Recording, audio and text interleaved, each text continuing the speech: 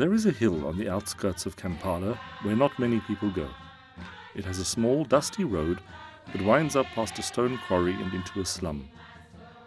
If you do take this road, and not many people do, you might be greeted by the soft, gentle sound of women singing as only they can in Africa, along with the sound of children's laughter carried on a soft African breeze. The illusion, however, is soon lost, because as you approach, the first sight you see is the sight of children playing on a rubbish dump, and if you venture a little further up the dusty track, the women can be seen hard at work, sitting on piles of dusty stones with hammers in their hands. They do this in order to eke out a living for $1 a day in the hot equatorial sun that beats down upon them relentlessly. The quarry is flanked on the left by a makeshift camp of squatter huts bundled on top of each other, cramped and squalid, with no running water and electricity, providing scant housing for the women of Kireka.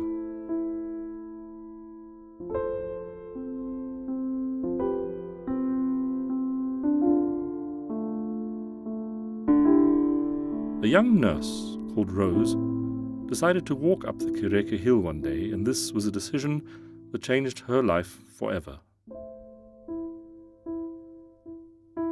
She had first come into contact with the women when she worked in a hospital in Kampala, the bustling Ugandan capital.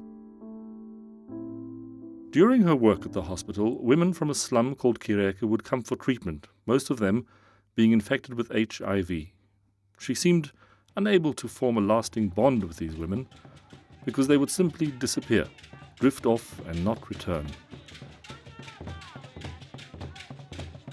Having no idea where they were, she decided to go and look for them, and after many inquiries and many vague directions, her journey led her to the small, dusty community that lives on top of the hill on the outskirts of Kampala. Rose started to treat her patients where they lived, and slowly a meeting point came into place, a place where women would gather and talk about their problems and share their stories, trials and tribulations.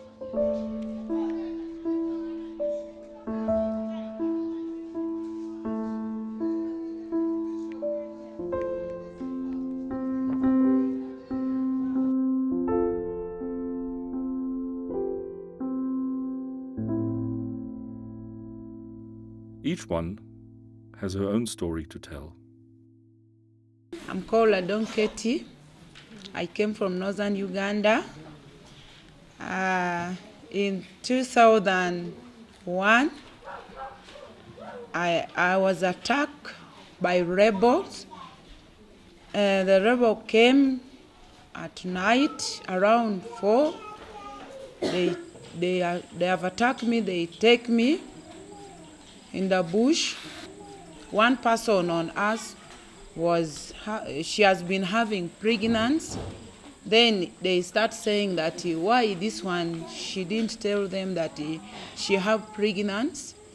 After there, they call one person from us, from 25 of us, to cut the person. But the person was actually this one whom they told him to come and cut. It was new. He doesn't know how to cut.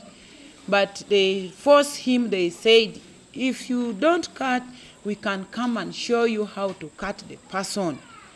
So, because of the force, that one agreed and cut that one in pieces. After cutting her, killing her, they cooked. They told us to eat the person, that is how to welcome us in the bush.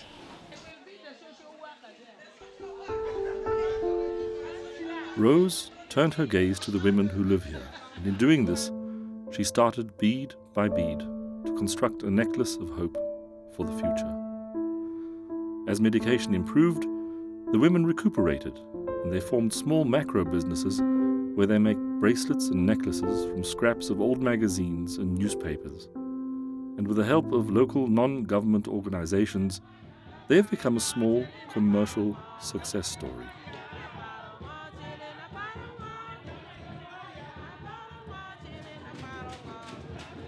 The dignity of these women has been partially restored. They have a sense of belonging having found themselves here by chance, the scatterlings of a shocking and violent Ugandan past.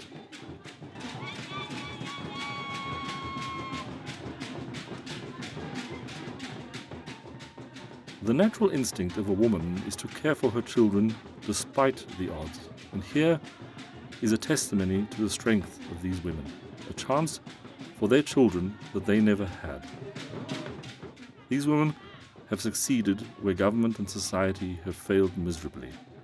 The women of the Kireka meeting point have managed to build a school. The Luigi Giussani High School has come into being.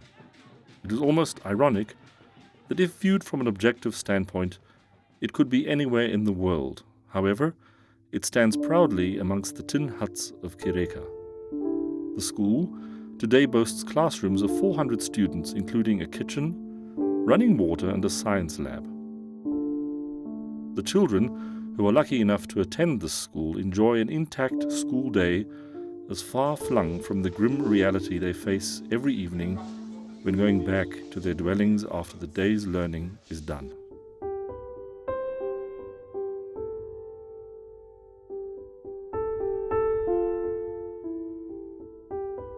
The children are surprisingly confident, hard-working, curious young people who seem to have understood that the challenge of their time is for their generation to pick up the pieces where the older generation failed.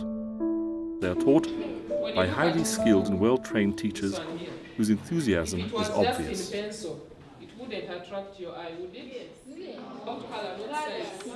Color.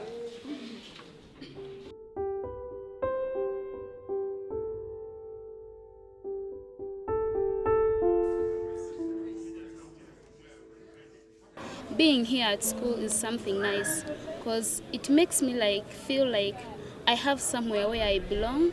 I have people who are close to me at school than at home. At home, okay, I have their clothes, but at school, because I learn more things, different things. I have friends who can teach me how to learn things that are different from the ones at home. So I think this environment is more, okay, it's better than the environment at home. When Rose sits alone on the steps of her school, it is almost as if she holds the spirit of this place in her eyes and in her hands. She talks of kindness, caring, and love in a manner which seems to have been lost in our fast-paced, success-oriented society. Especially the friends that come here, that come to meet us, that support us. We love that they discover their value and their dignity.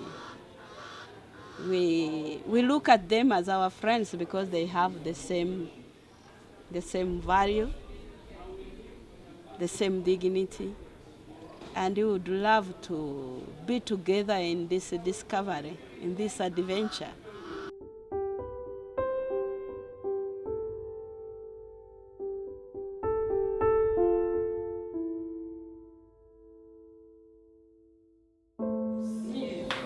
Yes? Perspective means that the nearer the object, the bigger it appears, while the farther the object, the smaller it appears. Yes.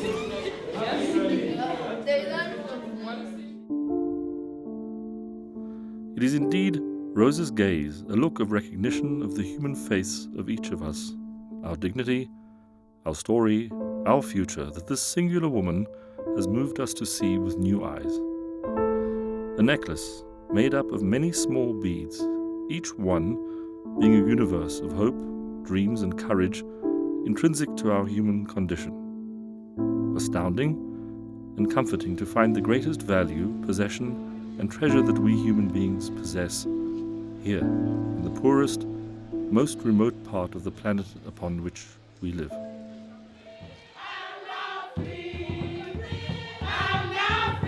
The sickness is now over.